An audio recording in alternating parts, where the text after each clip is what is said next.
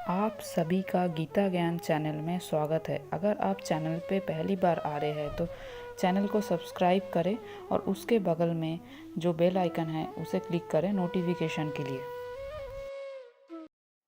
श्रीभगवानुवाच इमं विवस्वते योगं प्रोक्तवान् अहम् अव्ययं विवस्वन्मनवे प्राह मनु इक्षा कविः अब्रवीत्। भगवान श्री कृष्ण ने कहा, मैंने इस अमर योग विद्या का उपदेश सूर्य देव विवस्वान को दिया और विवस्वान ने मनुष्य के पिता मनु को उपदेश दिया और मनु ने इसका उपदेश इक्ष्वाकु को दिया। यहाँ पर हमें भगवत गीता का इतिहास प्राप्त होता है। यह अत्यंत प्राचीन बताया गया है। जब इसे सूर्यलोक इत्यादि संपूर्ण लोकों के राजा को प्रदान किया गया था। समस्त लोकों के राजा विशेष रूप से निवासियों की रक्षा के निमित्त होते हैं, अतः राजन्य वर्ग को भगवद गीता की विद्या को समझना चाहिए, जिससे वे नागरिकों पर शासन कर सके और उन्हें काम रूपी भवबंधन से बचा सके। मानव जीवन का उद्देश्य भगवान के साथ अपने शाश्वत संबंध के आध्यात्मिक ज्ञान का विकास है और सारे राज्यों तथा समस्त लोगों के शासनाध्यक्षों को चाहिए कि शिक्षा, संस्कृति तथा भक्ति द्वारा नागरिकों को यह पाठ पढ़ाए। दूसरे शब्दों में सारे राज्यों के शासनाध्यक्ष कृष्ण भावनामृत विद्या का प्रचार करने के लिए होते हैं, जिससे जनता इस महाविद्या का लाभ उठा सके और मनुष्य जीवन के अवसर का लाभ उठाते हुए सफल मार्ग का अनुसरण कर सके। इस मनंतर में सूर्यदेव विवस्वान कहलाता है, यानी सूर्य का राजा, जो सौर मंडल के अंतर्गत समस्त ग्रहों का उद्गम है।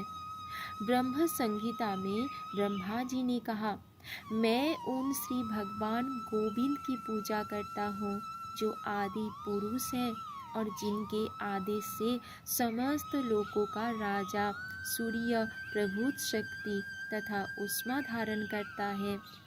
यह सूर्य भगवान के नेत्र तुल्य है और यह उनकी आज्ञानुसार अपनी कक्षा को तय करता है। सूर्य सभी लोकों का राजा है तथा सूर्य देव सूर्य ग्रह पर शासन करता है, जो उष्मा तथा प्रकाश प्रदान करके अन्य समस्त लोकों को अपने नियंत्रण में रखता है। सूर्य कृष्ण के आदेश पर घूमता है और भगवान कृष्ण ने विवस्वान को भगवद गीता की विद्या समझने के लिए अपना पहला शिष्य चुना।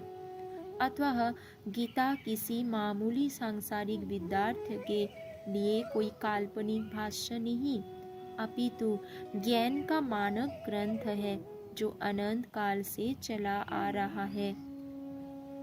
महाभारत में हमें गीता का इतिहास इस रूप में प्राप्त होता है। त्रेता युग के आदि में विवस्वान ने परमेश्वर संबंधी इस विज्ञान का उपदेश मनु को दिया और मनुष्य के जनक मनु ने इसे अपने पुत्र इक्ष्वाकु को दिया। इक्ष्वाकु इस पृथ्वी के शासक थे और उस रघुकुल के पूर्वज थे जिसमें भगवान श्री राम ने अवतार लिया। इससे प्रमाणित होता है कि मानव समाज में महाराज इक्ष्वाकु के काल से ही भगवद गीता विद्यमान।